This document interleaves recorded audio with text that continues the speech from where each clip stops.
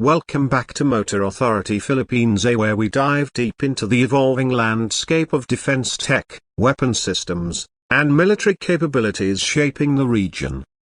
Today, we're turning our attention to a missile system that's been stirring quiet but significant discussions, the Chinese-made FN-6 MANPADS, reportedly in use, or at least tested, by Philippine forces. It's a system that's sparked intrigue, skepticism, and some strategic recalibration in Southeast Asia. The FN-6, or FN-6, is a third-generation man-portable air defense system developed by China's defense industry, specifically Norinco. At its core, the FN-6 is designed to counter low-flying aerial threats such as helicopters, unmanned aerial vehicles, and ground attack aircraft. Lightweight, shoulder-fired, and infrared-guided, it's the kind of weapon that doesn't need a huge vehicle to deliver a punch. It gives ground forces a fighting chance against enemy aircraft, often making the difference between being sitting ducks or holding the line. Now, you might be wondering, why is a Chinese weapon, not traditionally part of the Philippines' arsenal, showing up in conversations about our military inventory in 2025? This brings us to the heart of today's topic: rumors of donated FN-6 units to the Philippine military, and the implications surrounding their potential deployment. The term rumored is key here. As of now, there is no official government confirmation that FN-6s are operational within the armed forces of the Philippines. However, several images and unverified reports have emerged suggesting that units possibly from foreign assistance are either being evaluated or quietly integrated. The rumors began surfacing in late 2024, when online military forums and as accounts started noticing unusual manpads in use during exercises in Mindanao. The weapon system bore a striking resemblance to the FN-6A, particularly the prominent cylindrical seeker head and compact launch tube. Subsequent posts alleged that these were part of an undisclosed batch provided to help boost the country's short-range air defense capabilities amid increasing regional tensions.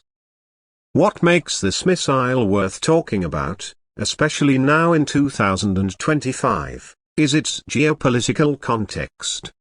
The Philippines sits at a strategic crossroad in Southeast Asia. With rising tensions in the West Philippine Sea and an increasingly assertive Chinese presence, the military has been expanding and modernizing rapidly. The FN-6, if truly part of the arsenal, represents a cost-effective means to increase point defense capabilities without the need for large-scale radar or vehicle-based systems. Now, let's talk specifics. The FN-6 has a range of up to 6 kilometers and can engage targets flying at altitudes of 15 to 3,800 meters. Its infrared seeker has been upgraded in newer variants to improve resistance against countermeasures like flares. The system is relatively light, weighing around 16 kilograms fully loaded, allowing a single soldier to operate it independently. This level of mobility is crucial for Philippine forces, especially those deployed in the country's mountainous and archipelagic terrain. But it's not just the hardware specs that matter. The politics behind them are equally important. If the FN-6s in question were indeed donated, there are a few possible sources. One theory suggests China itself may have provided them, perhaps as part of a soft diplomacy effort to temper tensions over maritime disputes. This is not unprecedented. China has previously donated small arms and engineering equipment to the Philippines. However, such a move would be controversial and potentially problematic, given that the Philippines has been steadily reinforcing its ties with the US, Japan, and other Indo-Pacific allies. Another possibility is that these FN-6s came via a third-party country, maybe one that received them from China in the past and is now offloading excess stock. Countries like Pakistan, Sudan, or even some Southeast Asian neighbors have procured these missiles in the past. An indirect transfer would allow the Philippines to avoid the optics of directly accepting arms from Beijing while still acquiring the capability. So what does the potential presence of FN-6s mean for the AFP's evolving doctrine? It signals a shift towards more agile, dispersed, and survivable air defense. Gone are the days when only fixed radar sites and large systems like Skyguard or Spider dictated defense planning. Instead, units on the ground from infantry patrols to forward operating bases may soon be able to punch above their weight against air threats, provided they are properly trained and supported. And that's another challenge: training.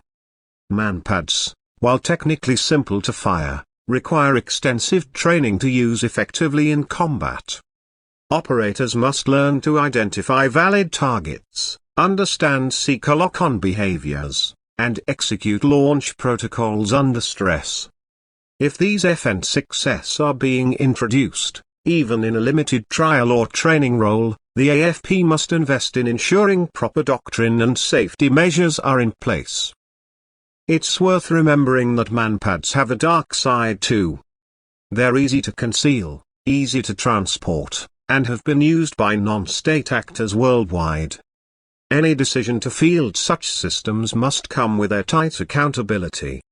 The Philippine military has been careful in this regard, especially with its recent acquisitions through the revised AFP modernization program. Adding MANPADS to the equation, especially of foreign origin, must be accompanied by serious safeguards. Let's zoom out and look at the regional context. Across Southeast Asia, countries are rapidly bolstering short-range air defense. Indonesia has been testing Russian and indigenous systems, Malaysia is exploring upgrades to its legacy units, and Vietnam continues to expand its mobile air defense platforms. In this environment, the Philippines cannot afford to lag behind. If the FN-6 is indeed part of our capabilities in 2025, even in a provisional or evaluative role, it might be a stopgap solution, a way to fill critical air defense gaps while longer-term acquisitions like NASAMS or Spider continue to scale. It might also be an experiment, to see whether a more distributed MANPADS strategy can complement existing radar-guided systems. What we're looking at, then, is a military that is thinking more flexibly, more reactively, and perhaps more asymmetrically.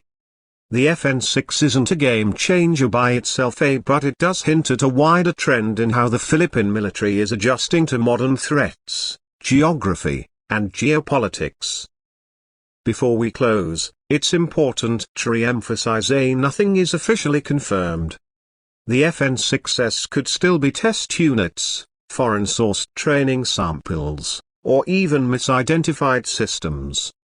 But in an age where open-source intelligence is blurring the lines between speculation and soft confirmation, we can't ignore the increasing signs that something is changing in the AFP's approach to point defense. As always, we'll be keeping an eye on any new developments, especially if more visual or official confirmations start to emerge. If we do get clarity, whether from a military announcement, official press release, or new defense white paper, you'll hear it here first. This has been Motor Authority Philippines. Make sure to like, subscribe, and turn on notifications for more defense tech insights, regional military analysis, and real talk about the evolving tools keeping the archipelago secure.